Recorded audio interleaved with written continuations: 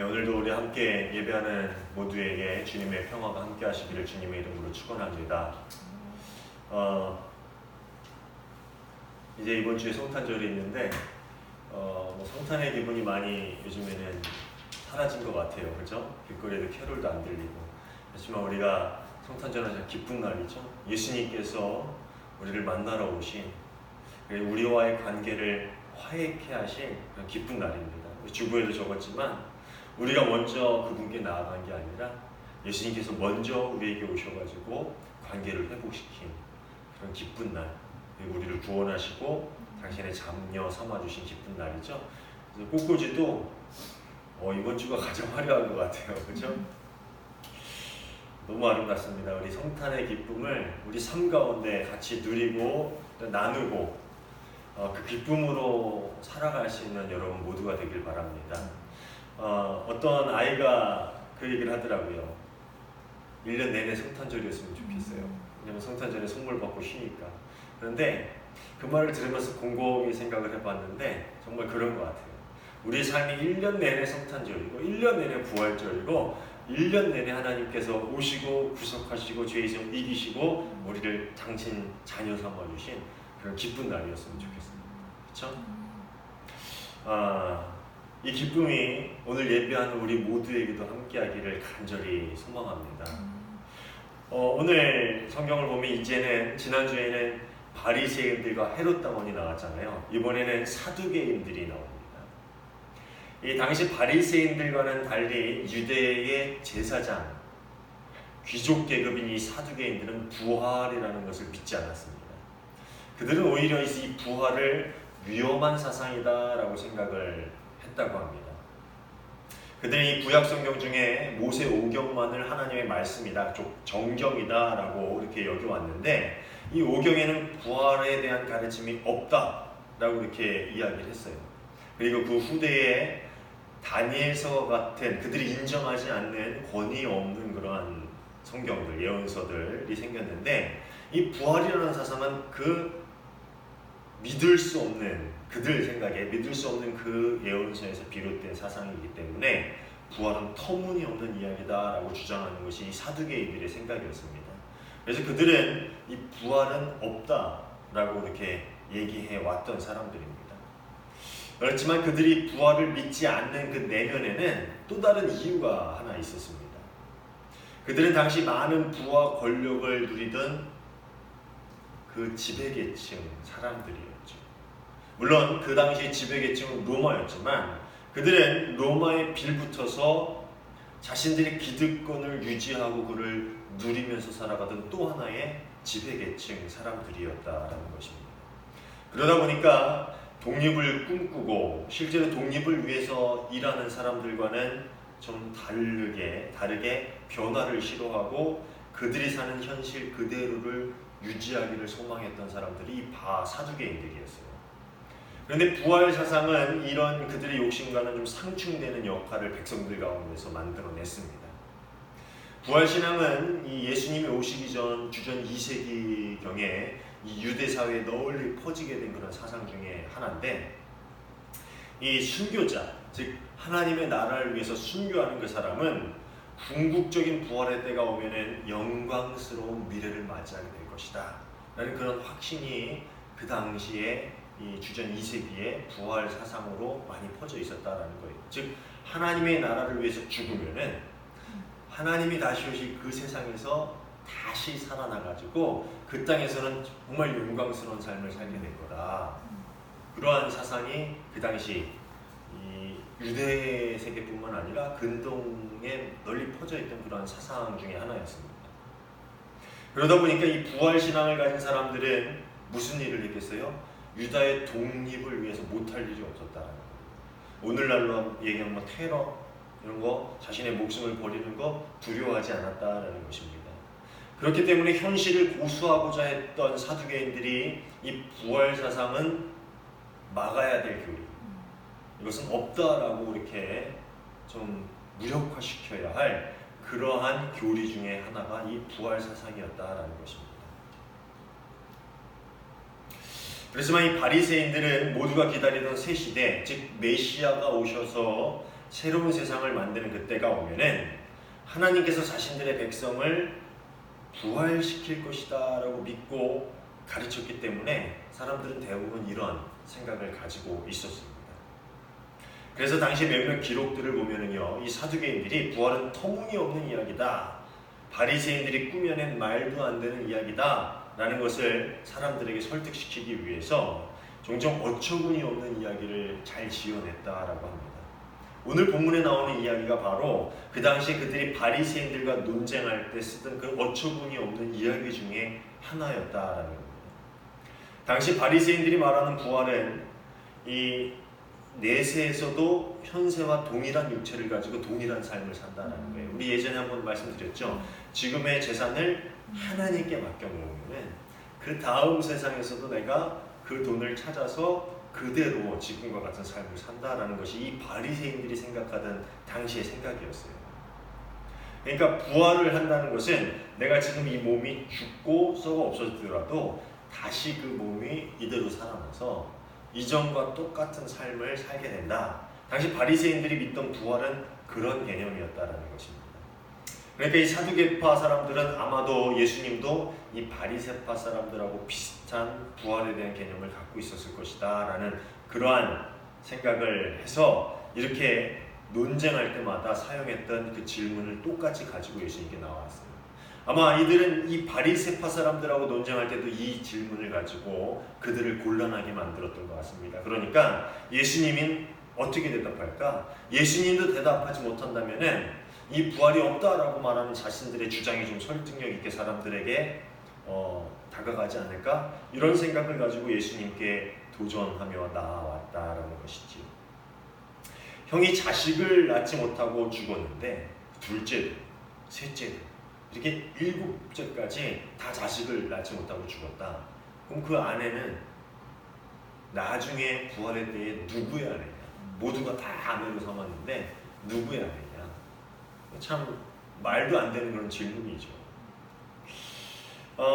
근데 당시 형이 자식을 낳지 못하고 죽으면은 동생이 형수를 위해서 대신 자식을 낳아주어야 한다라는 그런 이 규정은 모세의 오경 중에 신명기에 기록되어 있던 그런 규정 중에 하나입니다. 맏형이 자식을 낳지 못하고 죽으면은 그 동생이 형수를 아내로 맞이해서 자녀를 낳아 두었습니다. 그런데 이 동생이 없으면은 가까운 친척 중에 하나가 그 여인을 아내로 맞이해서 그 여인을 위해서 그 집안을 위해서 아들을 낳아주는 그런 풍습이 있었다라는 것이죠. 이것은 이 신명기 25장 5절에서 10절까지에 나오는 그 모세의 율법 중에 하나인데 이것을 계대결혼 혹은 수혼법이다라고 그렇게 부르기도 합니다. 이 계대결혼이라는 것은 이 형의 대를 잇게 해주기 위해서 동생이 아들을 낳아서 형의 이름으로 그 대를 이어가게 해주는 것이다라는 그러한 사상을 갖고 있다는 거예요. 이해가시죠? 그러니까 한 여인이 아들이 없었는데 그 대를 이을 사람이 그 집안에 상속자가 없었는데 남편이 죽으면은 동생이나 혹은 가까운 친척이, 동생이 없으면 가까운 친척이 그 여인과 동침을 해서 또 결혼을 해서 아들을 낳게 해주면은 그 아들이 그 동생의 이름이나 그 친척의 이름이 아닌 죽은 아버지의 이름을 따라서 그 집안의 상속자가 된다라는 그러한 계명인 것이지요. 창세기 38장을 보면은요, 유다의 장자 엘이라는 아들이 죽죠. 그러니까 어떻게 합니까? 그 며느리 다말에게 둘째인 오난을 들여보내서 동침하게 합니다. 근데 오난도 그것을 거부하죠. 왜 그래요? 아이를 가져봤자 내 이름이 아니라 형의 이름으로 아이를 갖는 게 싫었다라고 성경은 나오죠. 그래서 동침을 거부했다. 그래서 하나님이 그것을 괘씸하게 여겨서 그 생명을 안 낸 그런 이야기가 나오죠. 또 룻기를 보면은 남편을 잃은 룻이 집안 사람 보아스하고 혼인을 하는 그런 이야기가 나옵니다. 이게 당시 유대의 관습이었던 계대 결혼에 대한 그런 이야기들이 성경에 보면 종종 그렇게 등장을 합니다. 그렇다면 왜 하나님께서는 이 계대 결혼, 이 수호법이라는 그런 계명을 이스라엘 사람들에게 주셨을까요? 그 이유가 뭘까요?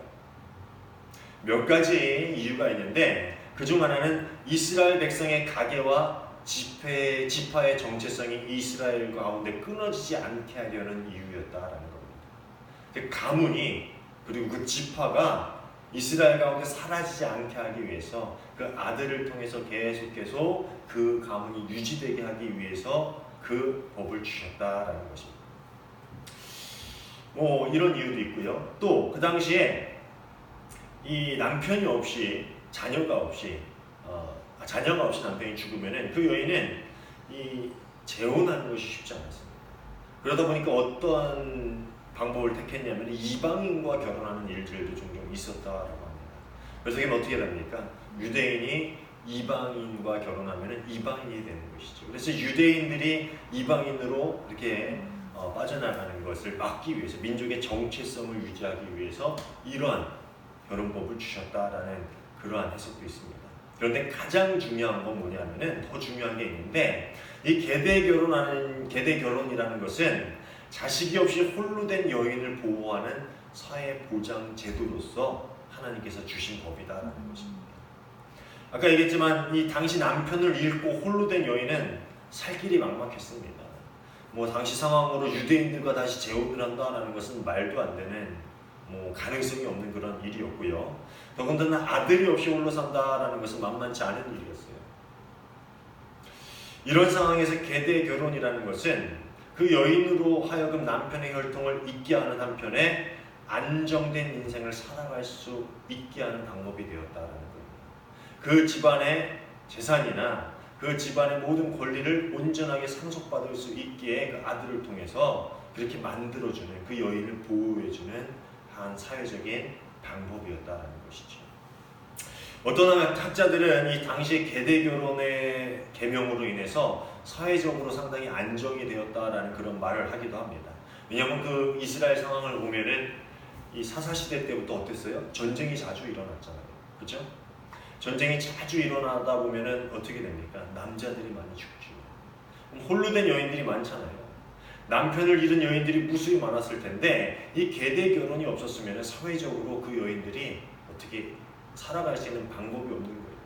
그러다 보니까 이 계대 결혼으로 인해서 대가 끊기는 것도 맞고 또 사회적으로 그 여인들이 삶이 궁핍해지지 않도록 이렇게 보장해주는 그러한 일을 통해서 사회적으로 많은 안정이 있었다라고 이렇게 해석하는 학자들도 있습니다. 여튼간에 이 하나님께서 계대 결혼을 허락하신 이유, 그것을 명령하신 이유는 약자를 보호하기 위해서 그리고 자신의 민족 가운데 있는 그 여호와 신앙, 야훼 신앙을 보호하기 위해서 그 모든 계명을 허락하셨다라는 겁니다. 그런데 사두개인들은요, 이 계명의 참뜻에는 관심이 없었어요. 그것을 알지도 못했습니다. 그래서 이것을 가지고 말도 안 되는 억지 이야기를 만들어가지고 어디에 사용했냐면은 부활이 없다라는 것을 증명하는 일에 사용을 했다라는 것이지. 참 바보 같은 짓이죠.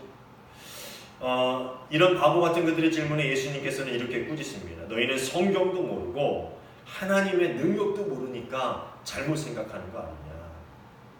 메시지 성경은 이 부분을 이렇게 표현하는데요. 너희는 크게 잘못 생각하고 있다. 첫째로 너희는 성경을 모른다. 둘째로 너희는 하나님께서 일하시는 방법을 모른다. 그렇죠? 너희는 성경을 모른다. 그리고 너희는 하나님이 일하시는 그 방법을 모른다. 어제 제가 페이스북에서 제가 참 존경하는 한 목사님의 글을 봤는데 참 많은 생각을 했습니다. 그 내용이 이래요. 솔직히 말해서 지금 교회가 성경을 모르는 사람들 때문에 문제인가? 아니면 성경을 잘 안다고 자부하는 사람들 때문에 문제인가? 그 글을 읽고 한참을 생각을 했어요. 성경을 모르는 사람들이 문제인가? 아니면 잘 안다고 자부하는 사람들이 문제인가? 그 사람들 때문에 이 한국교회가 이렇게 됐나? 뭐 이런 거를 꼬집는 그런 질문이었는데 사두개인들의 문제는 말씀을 잘 몰랐던 것이 아닐 것입니다. 그렇죠?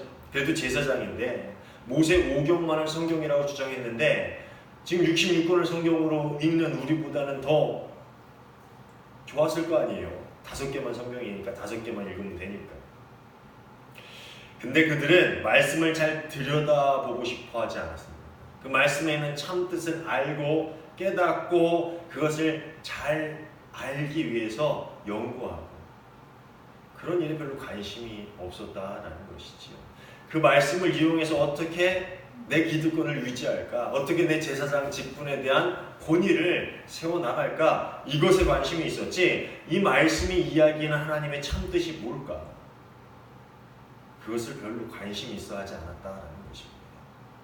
아니면은 말씀을 알았지만 깨달았지만 그 말씀이 자신의 삶을 다스리도록 허락하지 않은 것이 그들의 문제가 아니었을까라는 생각을 해봅니다. 이런저런 이유와 핑계를 대면서 오경 이외에는 하나님의 말씀이 아니다라고 주장하며 그들이 마치 해박한 성경 지식을 알고 있는 것처럼 말했지만 그들은 오경 성경조차도 제대로 알려 하지 않았다는 것이죠. 그 안에는 하나님의 뜻을 온전히 깨달으려고 하지 않았다라는 것입니다. 그리고 더 큰 문제는 그것을 꼭 알았다 하더라도 그 뜻과 가르침을 알았다 하더라도 그들은 그 말씀 속에 하나님의 능력이 자신의 삶에 역사하기를 원하지 않았다라는 것입니다. 그렇죠? 이 말씀이 왜 주어졌는지는 아는데 이 말씀이 우리에게 어떠한 가르침을 주는지는 알지만 이 말씀이 내 삶을 바꾸게 하고 싶지는 않다. 이 말씀이 내 삶의 방향을 바꾸게끔 그렇게 내버려 두고 싶지는 않다. 아마 그런 마음이 그들에게 있었던 것 같습니다. 잘못 아는 것은 정말 모르는 것보다 무서운 일입니다. 그렇죠? 잘못 아는 건 아예 모르는 것보다 더 무서운 일이에요. 그런데 알면서도 받아들이지 않는 것은 바로 알지만 그것이 내 삶 가운데 역사하도록 받아들이지 않고 막고 있는 것은 더 무서운 일이 아니겠습니까? 그렇죠? 좀 전에 이 말씀드린 그 목사님의 한탄 섞인 글처럼 지금 한국교회의 문제는 잘못 알면서도 안다고 자부하는 사람들이 많은 것이고요. 또 하나는 알지만 무엇인지 듣지만 그렇죠? 많은 훌륭한 목사님들이 계시잖아요. 그 목사님들이 설교를 통해서 가르침을 통해서 정말 참뜻이 무엇인지를 가르치기 때문에 그것을 알지만 받아들여서 내 삶을 변화시키게끔 허락하지 않는 것이 진짜 이 한국교회의 문제라는 것이죠. 여튼 이런 사두개인들의 어리석음, 그 어리석음을 꾸짖으시면서 예수님은 두 가지 이야기를 우리에게 들려주십니다. 첫 번째 답변은 25절입니다. 사람들이 죽은 사람들 가운데서 다시 살아날 때는 장가도 가지 않고 시집도 가지 않고 하늘에 있는 천사들과 같다. 이 말씀은요, 이 부활이 단순히 전과 같은 몸 상태로 변화받는 것이 아니다라는 말씀을 하고 있는 거예요. 그 바리새인들이 생각했던 그 부활 있죠? 전에 같은 몸 상태로 그대로 부활을 해서 지금 내가 누리는 것을 하나도 잃거나 빼앗기지 않고 이 다음에도 그렇게 부유하고 평안하고 또 지금처럼 모든 육신의 즐거움 또한 누리면서 그렇게 살아간다. 그런 바리새인들이 생각하는 그런 부활이 아니다. 부활은 다른 종류의 육체를 입는 변화를 의미하는 것이고 정말 새로운 육신을 입고 하나님 나라에서 새로운 삶을 누리게 될 것, 그것이 바로 부활이다. 그런 이야기를 하고 계시는 것입니다. 또 다른 인간의 육신을 갖고 새로운 인생을 사는 게 아니라 많은 변화가 그 가운데 있을 것이다. 그런데 사실 이 짧은 부활에 대한 말씀으로 부활 후에 우리가 어떻게 살게 될지를 논하는 것은 무리가 있습니다. 부활 후에는 어떻게 될 거다. 이런 삶을 살 거다. 우리가 무엇을 하게 될 거다. 그걸 어떻게 압니까? 이 짧은 글로. 그렇죠? 정말 중요한 것은 뭐냐면은 이 부활의 신앙을 가지고 이 현재 오늘날을 어떻게 살아갈 것인가에 대한 고민을 우리가 하고 있는가라는 것이지. 두 번째로 예수님께서 이번에 사두개인들에게 하는 말씀은 이 사두개인들이 인정하는 오경의 말씀을 토대로 하시는 말씀입니다. 제가 메시지 성경으로 읽어드릴게요. 여러분 26절의 말씀인데요. 한번 눈으로 따라가 보시면 좋을 것 같습니다. 너희는 죽은 사람이 어떻게 살아나는지에 대해서 성경도 읽지 않느냐? 하나님께서는 떨기나무에서 모세에게 나는 아브라함의 하나님, 이삭의 하나님, 야곱의 하나님이다 라고 말씀하셨다. 이었다 라고 말씀하지 않으셨다. 살아계신 하나님은 죽은 자의 하나님이 아니라 산 자의 하나님이시다. 이 말은 이제 본문을 좀 의역해서 설명해서 얘기한 그런 번역인데요. 이 하나님께서 모세에게 말씀하실 때 나는 아브라함의 하나님이었고 이삭의 하나님이었고 또 야곱의 하나님이었다라고 말씀하신 게 아니라 나는 지금 아브라함의 하나님이고 이삭의 하나님이고 야곱의 하나님이다라고 말씀하고 계시다라는 겁니다. 현재형으로 이야기하고 있다라는 것이죠. 이스라엘 하나님은 과거나 현재나 여전히 이 세상에 창조주시고 비록 아브라함, 이삭, 야곱의 육신은 죽었지만 여전히 나는 그들의 하나님이다. 그럼 그들이 죽었다 안 죽었다?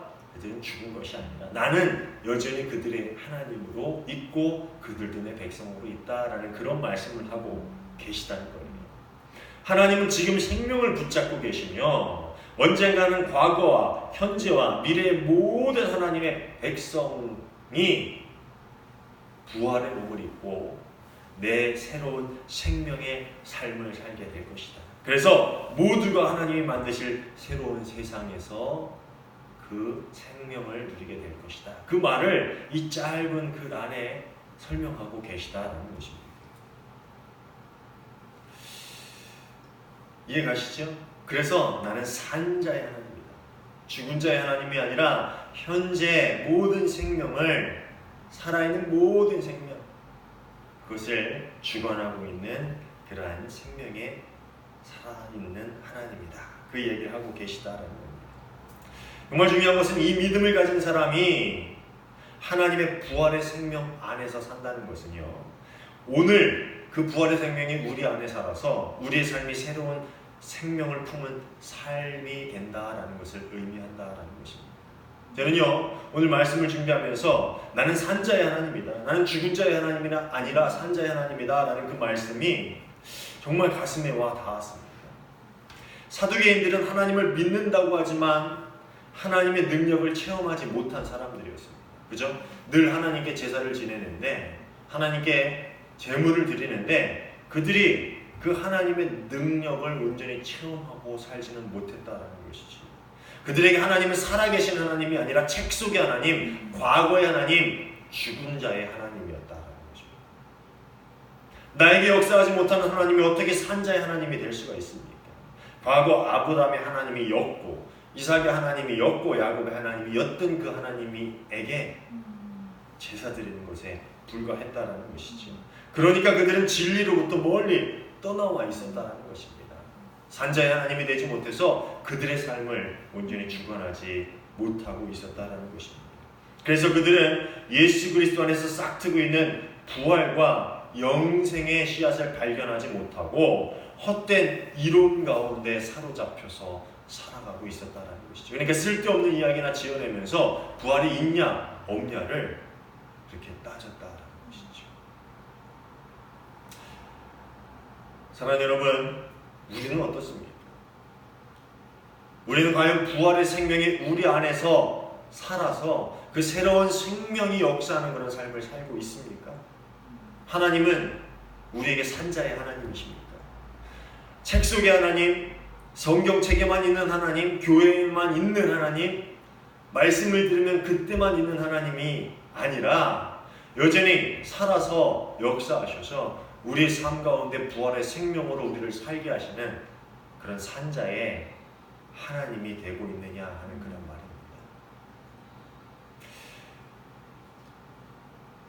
제가 어제 또 페이스북에서 그 목사님 페이스북에 글을 많이 올리시거든요. 그분이 이 시를 읽었어요.